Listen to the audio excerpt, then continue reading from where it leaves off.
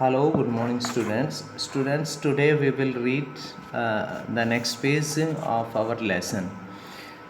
कहता है कि अब यहाँ से देखो, लास्ट में कल हमने पढ़ा था कि किस तरीके से मतलब एब्राइट का जो प्रोजेक्ट था वो मतलब उसके यानी जो कॉन्टेस्ट जो प्रतियोगिता थी उसके अंदर जो उनकी मतलब अपने आप में जो जूलॉजी डिवीज़न की थी उसमें तो उसने पहला स्थान लिया था एंड थर्ड उसमें काउंटी साइंस फेयर में थर्ड स्थान उसका मिला था।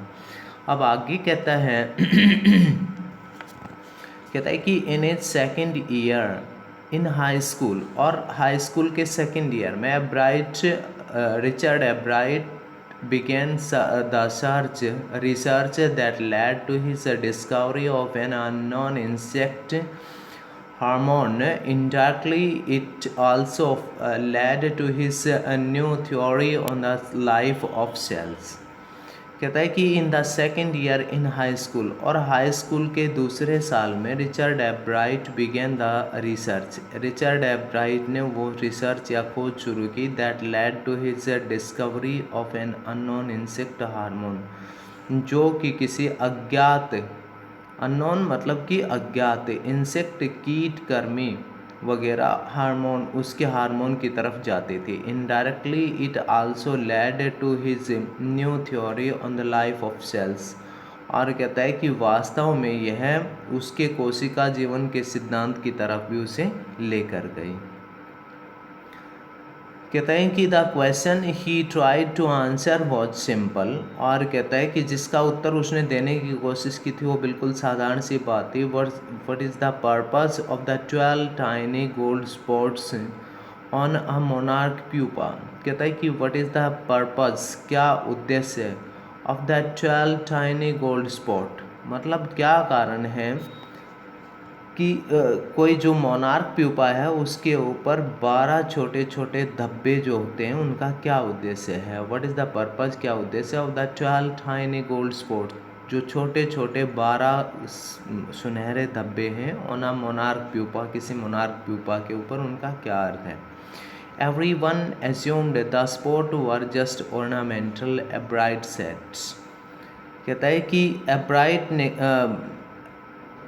मतलब कि एवरी वन एज्यूम, प्रत्येक कोई इनको मानता था the spots were just ornamental, कि ये सभी धब्बे एक सजावट के लिए हैं। एब्राइट सेड, एब्राइट ने कहा, but doctor Urquhart did not believe it, पर डॉक्टर आर्कहर्ट इस पर विश्वास नहीं करते थे। टू फाइंड द आंसर, और कहते हैं कि उसका उत्तर पाने के लिए Ebright and another excellent science student, Ebright और दूसरे मेधावी बुद्धिमान विज्ञान के विद्यार्थी first had to build a device, पहले तो उन्होंने एक मतलब कि एक यंत्र बनाया that showed that the spots were producing a hormone necessary for the butterfly's full development.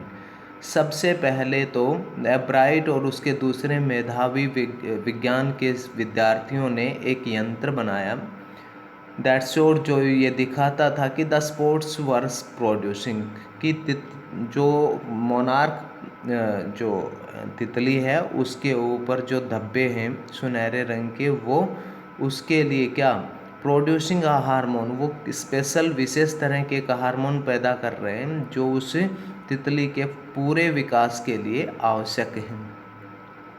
कहता है कि this project one एब्राइट first place in the county fair, और कहता है कि इस प्रोजेक्ट को काउंटी मेले में एब्राइट को पहला स्थान दिलवाया and entry into the international science and engineering fair, और उसको अंतर्राष्ट्रीय विज्ञान और इंजीनियरिंग मेले में प्रवेश शामिल होने की इजाज़त भी मिल गई, या उसने वहाँ पर भी उसको जीता। कहता है कि there he won third place for zoology, वहाँ पर उसने जीव विज्ञान के लिए थर्ड स्थान प्राप्त किया, तीसरा स्थान। कहता है कि he also got a chance to work during the summer at the entomology laboratory of the Walter Reed Army Institute of Research, और मतलब ड्यूरिंग द समर, गर्मियों के दौरान एब्राइट को मौका मिला at the etymology laboratory of the Walter Reed Army Institute of research. यहाँ पर ये जो इंस्टीट्यूट बताई है ऑथर ने, यहाँ पर काम करने का उसको गर्मियों में मौका भी मिला। As a high school junior, और एक हाई स्कूल जूनियर के रूप में Richard Ebright continued his advanced experiments on the monarch pupa. Richard Ebright ने मोनार्क प्यूपा पर अपना एडवांस्ड यानी जो विकसित प्रयोग था वह जारी रखा। That year his project one first place at the international science fair, और कहता है कि उस साल उसका जो प्रोजेक्ट था उसने अंतर्राष्ट्रीय मेले में कहता है कि पहला स्थान प्राप्त किया। And gave him another chance to work in the army laboratory during the summer, और फिर उसके बाद उसको गर्मियों में वहाँ काम करने का एक दूसरा मौका भी मिला। अब ये जो बात थी ये रिचर्ड एब्राइट के लिए एक बहुत ही मतलब मान के चलिए एक महत्वपूर्ण बात थी। कहता है कि इन हिज सीनियर ईयर्स, और अपने सीनियर वर्षों के दौरान he went a step further, कहता है कि वह एक कदम और आगे निकल गया। He grew cells from a monarch's wing in a culture, और कहता है कि उसने कल्चर में मोनार्क के पंख से ली गई जो कोशिकाएं थी उनको उगाया। ग्रीव मतलब कि उगाया, सेल्स कोशिकाएं that and showed that the cells would divide, और ये दिखाया कि जो कोशिकाएं हैं वो विभाजित होती थी, ठीक है। एंड और develop into monarch butterfly wings, and और डेवलप मतलब कि विकसित होती थी, इनटू मोनार्क बटरफ्लाई और विंग्स स्केल ओनली, और कहता है कि और उसके बाद जो सामान्य तितलियों के पंखों के स्केल्स में विकसित होती थी। Only if they were fed at a hormone from the gold spot, वो सिर्फ यदि उनको सुनहरे धब्बों से प्राप्त किया हुआ हार्मोन दिया जाता था तभी ऐसा होता था। That project one first place, और उस प्रोजेक्ट ने पहला स्थान प्राप्त किया उसने, और कहता है किसमें, for zoology at the international fair, और अंतर्राष्ट्रीय मेले के जूलॉजी में उस प्रोजेक्ट ने पहला स्थान प्राप्त किया। ही spent the summer after graduation doing further work at the army laboratory, और कहता है कि उसने फिर गर्मियों का समय व्यतीत किया आफ्टर ग्रेजुएशन यानी स्नातक की परीक्षा पास करने के बाद उन्होंने गर्मियों का समय फिर उस आर्मी लेबोरेटरी में व्यतीत किया। And at the laboratory of the US department of agriculture, और फिर उसने अमेरिका की जो एग्रीकल्चर डिपार्टमेंट की लेबोरेटरी थी वहाँ पर भी उसने अपनी खोज इत्यादि की। उसके बाद कहता है कि द फॉलोइंग समर, और अगली गर्मियों में आफ्टर हिज फ्रेश ईयर, उसके पहले साल के बाद एट हार्वर्ड यूनिवर्सिटी, हार्वर्ड विश्वविद्यालय में, Ebright went back to the laboratory of department of agriculture, Edward दोबारा से उस कृषि विज्ञान की लेबोरेटरी प्रयोगशाला में चले गए। And did more work on the hormone from the gold spots, और वहाँ पर उन्होंने गोल्ड स्पॉट से बनने वाले हार्मोन के ऊपर और अधिक काम किया। Using the laboratories sophisticated instrument, और प्रयोगशाला के उपकरणों का प्रयोग करते हुए he was able to identify the hormone's chemical structure, और कहता है कि मतलब कि उनका प्रयोग करते करते और मतलब रासायनिक के आधुनिक यंत्रों का प्रयोग करते हुए, ठीक है ना। दोबारा देखिए, कहता है कि using the laboratory sophisticated instrument, प्रयोगशाला के आधुनिक यंत्रों का प्रयोग करते हुए he was able to identify, कहता है कि वह मतलब उनको पहचानने में कामयाब हो गया। द हार्मोन्स केमिकल स्ट्रक्चर, जो हार्मोन के रासायनिक ढांचे की प्रक्रिया थी उसको पहचानने में वह योग्य हो गया। A year and a half later, और उसके बाद कहता है कि 1.5 वर्ष के बाद ड्यूरिंग हिज जूनियर ईयर, अपने जूनियर वर्षों के दौरान, Ebright got the idea for his new theory about cell's life.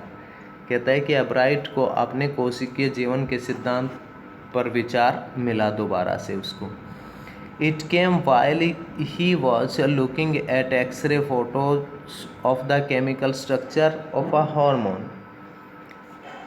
कहता है कि इट केम, यह विचार आया, while he was looking at the x ray photos, जब वह एक्सरे, उनकी एक्सरे हार्मोन की कहता है कि chemical structure of a hormone, किसी हार्मोन की रसायन प्रक्रिया के फोटो, जब एक्सरे फोटो देख रहा था तभी उसके दिमाग में ये विचार आया।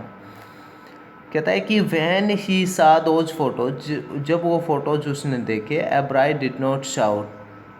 कहता है कि तो एब्राइट चिल्लाया नहीं, रेखा और even Rekha I have got it, मतलब ये उन्होंने कहा, और रेखा या मैंने इसको पा लिया, ढूंढ लिया। बट ही बिलीव्ड, पर उसका विश्वास था, दैट कि along with his findings about insect hormones, परंतु ये उसका विश्वास था कि कीटों के हार्मोन की जो खोज थी उनके साथ साथ, ठीक है, कहता है कि the photos gave him the answer to one of biology's puzzle.